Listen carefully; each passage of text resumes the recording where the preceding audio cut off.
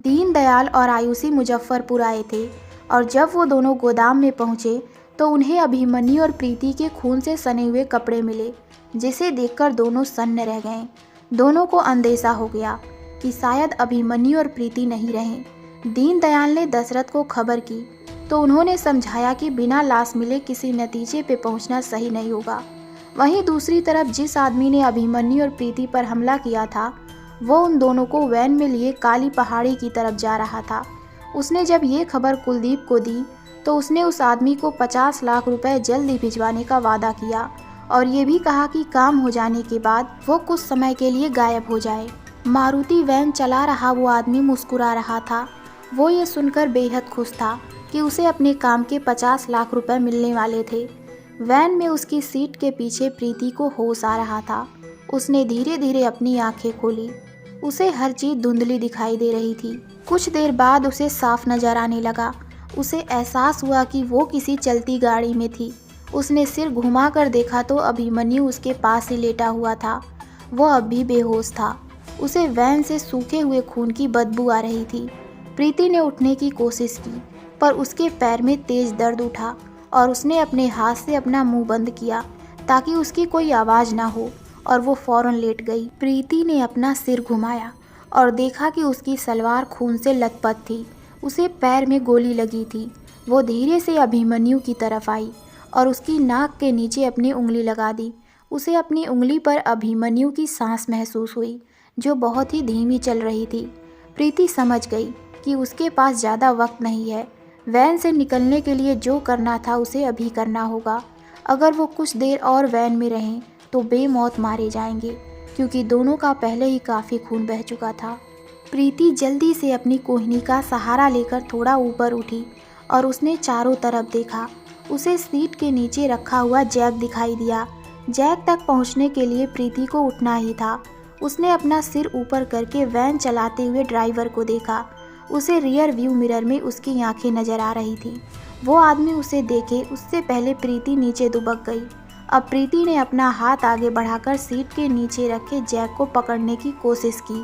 काम बड़ा मुश्किल था और प्रीति ये कर नहीं पाई। अब तक उसके पैर का दर्द इस कदर बढ़ चुका था कि उसके प्राण निकले जा रहे थे। उसने अपने दांत भींचकर किसी तरह खुद को दर्द के मारे चिल्लाने से रोका। उसने अपने आप से कहा कि इस वक्त उसका पूरा ध्यान जैक हासिल करने पर होना चाहिए। एक बार फिर प्रीति ने अपनी पूरी ताकत जुटाकर जैक की तरफ बढ़ी और जैक को पकड़कर जोर से अपनी ओर खींचा। इस बार जैक उसके हाथ में था। राहत के मारे उसकी सांस में सांस आई।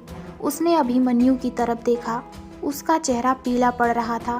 प्रीति जानती थी कि उसे कार से निकालकर बाहर की खुली हवा में सांस लेने की जरूरत थी। अपने पैर के दर्द को भुलाकर बिना वक्त बर्बाद किए प्रीति ड्राइवर की सीट के पीछे आने लगी।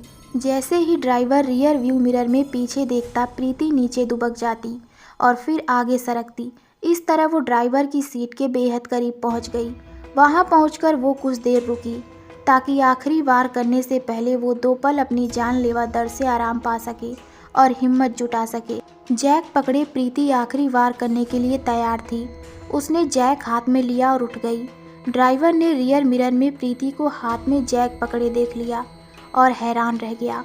वो कुछ करता उससे पहले प्रीति ने जैक घुमाकर उसके सिर पर दे मारा।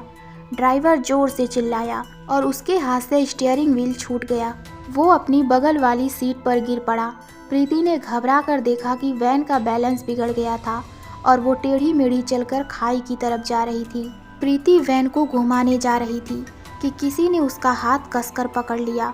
उसने मुड़कर देखा तो सामने ड्राइवर का खौफनाक चेहरा था। उसके सिर से खून टपक रहा था और वो प्रीति को कातिलाना नजरों से घूर रहा था। प्रीति डरकर जोर से चिल्लाई। उस आदमी ने खतरनाक आवाज में कहा, तुम्हें गोदाम में देखते ही समझ गया था कि तुम मुसीबत खड़ी करोगी। तुम्हें पहले ही खोपड़ी में गोली मारकर खत्म कर देना चाहिए था। ये सुनकर प्रीति और डर गई। उसने देखा कि वैन अब काली पहाड़ी की खाई की तरफ बढ़ रही थी।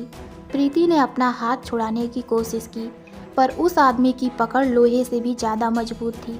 अब वो आदमी जैक उठाकर प्रीति को मारने ही जा रहा था कि प्रीति उसकी तरफ कूदी और उसके हाथ पर काट लिया।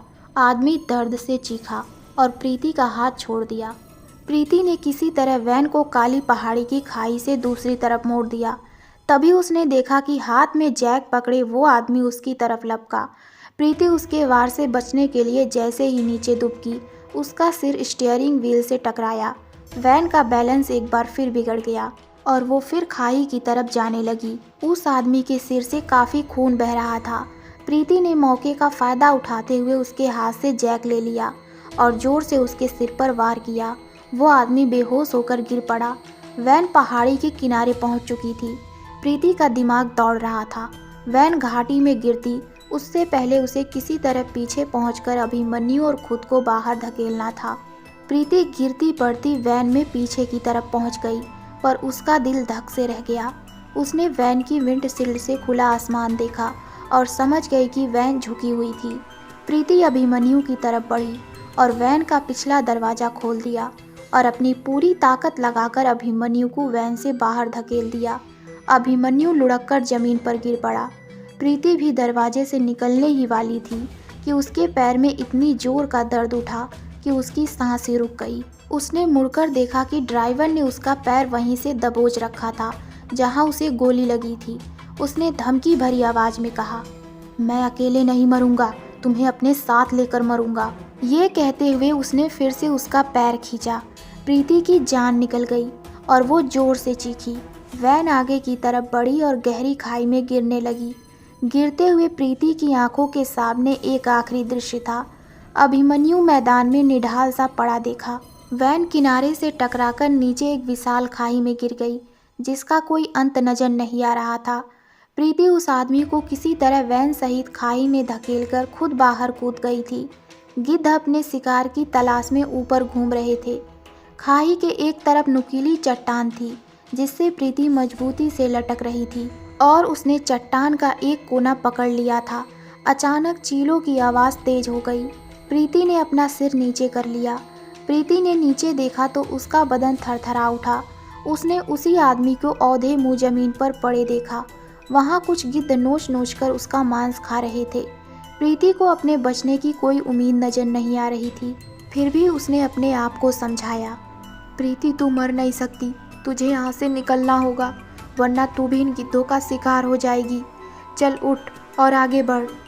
प्रीति ने भगवान का नाम लिया और शक्ति मांगने की प्रार्थना करते हुए घाटी में ऊपर चढ़ने लगी। काफ़ी देर जूझने के बाद प्रीति अधमरी हालत में ऊपर मैदान तक पहुंची। वो बिल्कुल बेजान हो चुकी थी और निढाल होकर ज़मीन पर गिर पड़ी। उसकी आंखें बंद थीं। उसे फिर से करीब आती हुई चीलों की आवाज़ सुनाई दे रही थी। उसने बड़ी मुश्किल से अपनी आंखें खोली और देखा कि दो चील अभिमन्यु की तरफ बढ़ रही थी। प्रीति डर गई और वो रेंगते हुए अभिमन्यु के पास गई और चीलों को भगाने लगी। अब वो अभिमन्यु को एक सुरक्षित जगह ले गई। उसने अपनी उंगली उसकी नाक के नीचे लगाई पर उसकी सांस महसूस नहीं हुई।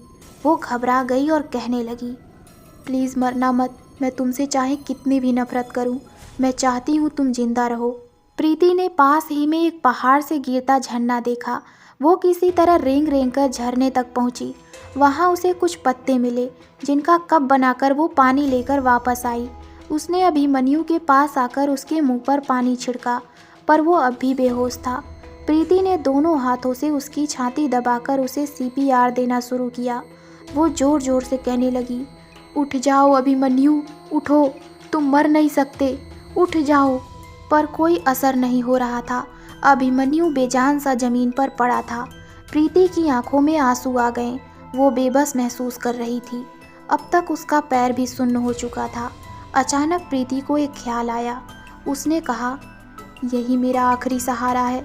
हे भगवान, अगर मैंने ज़िंदगी में कुछ भी अच्छा किया हो तो ये काम कर देना। प्रीति ने धीरे से अभिमन्यु का सिर पीछे किया, फिर एक हाथ से उसकी टुड्डी पकड़कर उसे ऊपर उठाया और अपना अंगूठा डालकर उसका मुंह खोला। प्रीति ने अपना दूसरा हाथ उसके माथे पर रखा और अपनी उंगलियों से उसकी नाक बंद की। फिर उसने एक गहरी सांस ली और उसका खुला मुंह अपने मुंह से बंद कर दिया और उसके मुंह में हवा फूकी। उसने ऐसा 2-3 बार किया। अब उसने देखा कि अभिमन्यु की छाती फूली और वो हाँफते हुए उठकर बैठ गया। प्रीति अभिमन्यु को सांस लेते देख इतनी राहत मिली कि वो रोने लगी। अभिमन्यु प्रीति को रोते देखकर हैरान रह गया और हैरत से बोला, प्रीति तुम रो क्यों रही हो और हम हैं कहाँ? उसने अपना हाथ हिलाया और उसे अपने कंधे में तेज दर्द महसूस हुआ जहाँ उसे गोली लगी थी। उसे बीती हुई पूरी घटना याद आ गई। अब प्रीति बहुत थक चुकी थी और उसे कमजोरी महसूस हो रही थी। उसकी आंखें बंद हुई जा रही थी और उसने कहा, अभिमन्यु, थैंक गॉड तुम ठीक हो। इतना कहकर वो बेहोश होकर जमीन पर गिर पड़ी। अभिमन्यु घबरा गया। उसने देखा कि प्रीति की सलवार खून से भीग चुकी थी।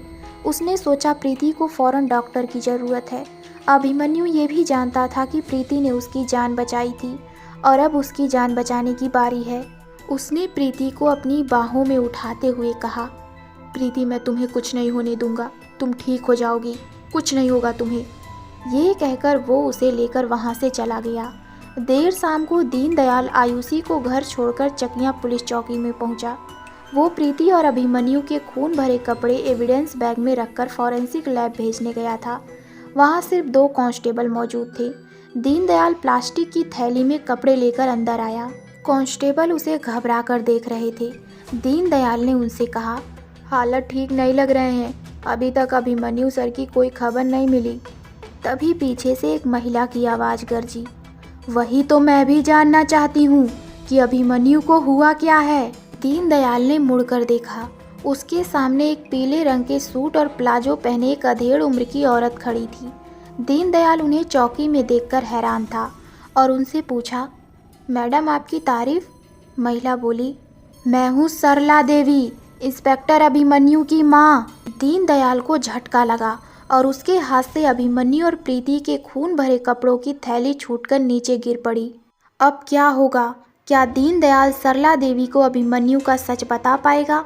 जब सरला देवी को पता चलेगा कि अभिमन्यु प्रीति के घर में रह रहा है, तब वो क्या करेगी? क्या अभिमन्यु प्रीति को सही समय पर हॉस्पिटल पहुंचा पाएगा? जानने के लिए देखिए चकियाँ की डायन। तो मिलते हैं कहानी के अगले भाग में। धन्यवाद।